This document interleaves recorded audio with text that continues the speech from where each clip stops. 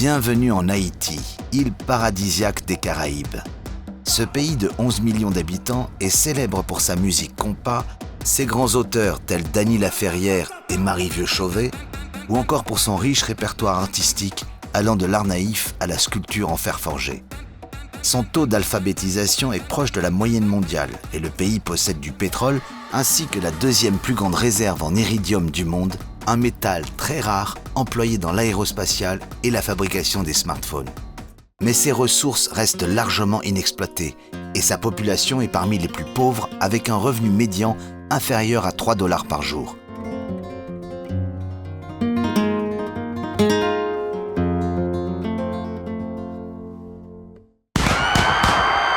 Le 7 juillet 2021, son président Jovenel Moïse est assassiné par des mercenaires colombiens et depuis mars 2024, le Premier ministre Ariel Henry ne peut plus revenir dans le pays, menacé de mort par les gangs haïtiens menés par Jimmy Cherizier alias Barbecue. Non, Ariel Henry cité comme moun qui participait à l'assassinat du président Jovenel Moïse. Comment en est-on arrivé là ? Tout avait bien commencé en 1804 lorsque Haïti devint la première colonie noire à obtenir son indépendance. Mais à partir de 1825, la France menace le pays d'invasion si une indemnité très élevée n'est pas payée chaque année. Ces sommes, demandées successivement par la France puis par les États-Unis jusqu'en 1947, maintiennent le pays dans la pauvreté et empêchent longtemps la mise en place d'un gouvernement stable. Car la population s'insurge contre les dirigeants qui payent l'indemnité et soutiennent des opposants qui promettent de ne plus la payer. Ceux-ci finissent à leur tour par la verser, puis être chassés du pouvoir. Ce lourd héritage a perpétué une instabilité qui favorise les conflits actuels. Aujourd'hui, un faisceau de violence entraîne conflits et instabilité. La pauvreté est la première de ces violences. 30% de la population vit, ou plutôt survit, avec moins de 2 $ par jour. 22% des enfants souffrent de malnutrition et près de la moitié de la population est en état d'insécurité alimentaire.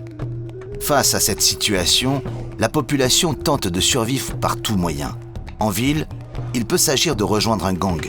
Dans les campagnes, de couper la forêt. La déforestation est l'un des problèmes majeurs dont souffre le pays. Haïti n'a plus que 4% de surface forestière car les habitants appauvris coupent les arbres pour vendre le charbon de bois.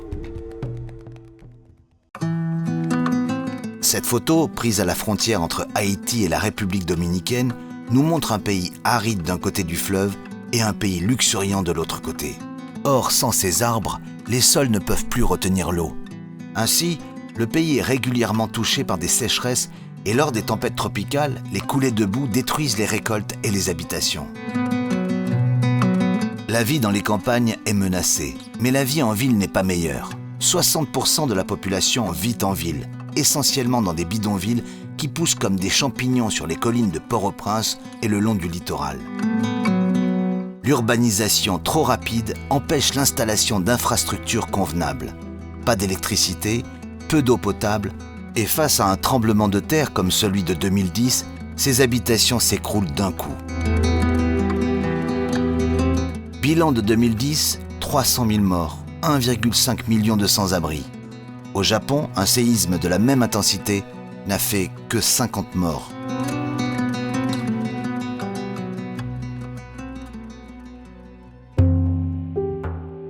Après ce tremblement de terre, la communauté internationale organise une aide sans précédent pour permettre au pays de se relever. 13 milliards de $ servent à la reconstruction. Malheureusement, des casques bleus originaires du Népal, déjà infectés par le choléra, apportent la maladie sur l'île. Haïti, qui avait éradiqué cette bactérie depuis plus d'un siècle, voit l'épidémie se propager rapidement. Elle touche plus de 800 000 personnes et fait 10 000 morts, faute d'infrastructures. Témoignant d'une défiance de la population envers la communauté internationale, une rumeur circule selon laquelle l'ONU aurait volontairement répandu le choléra. Des manifestations violentes éclatent et poussent la majeure partie des troupes onusiennes à quitter le pays en 2017.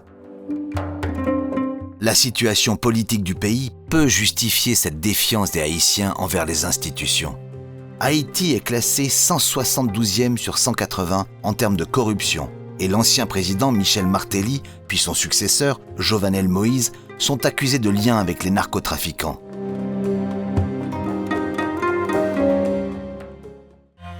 Le divorce entre la population et ses dirigeants est consommé, ce qui conduit à la situation actuelle. Un pays presque sans État où les gangs contrôlent la majorité de la capitale. Cette instabilité politique empêche tout développement économique. Pourtant, des initiatives existent pour relever le pays et gagner la paix. Depuis juin 2024, un contingent de 2500 officiers de police est envoyé par l'ONU afin d'aider le pays à lutter contre les gangs. Pour éviter qu'elle soit perçue comme une action néocoloniale, cette mission est dirigée par le Kenya. En effet, le passé d'Haïti pousse la population à se méfier des forces armées composées d'États-Uniens, d'Européens, et l'intervention de forces africaines est privilégiée pour cette mission. De nouveaux fonds sont déployés, non plus pour agir à la place de l'État, mais pour aider à reconstruire l'État. D'autres luttent contre la déforestation tout en soutenant les agriculteurs.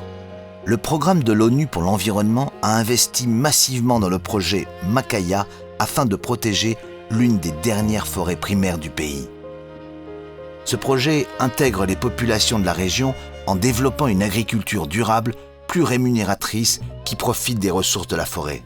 Des milliers d'emplois sont créés dans la région, réduisant l'exode rural et le banditisme. Malheureusement, un grand feu de forêt détruit une importante partie du projet en 2023. Sans structures étatiques et avec trop peu de moyens, personne n'a pu lutter contre l'incendie. Ainsi, la population haïtienne subit un grand nombre de violences dont les conflits armés ne sont que l'aboutissement et le symptôme. Les actions ponctuelles visant une seule forme de violence semblent vouées à l'échec. Seules des interventions combinées et durables peuvent réussir, à condition d'y intégrer un État haïtien crédible.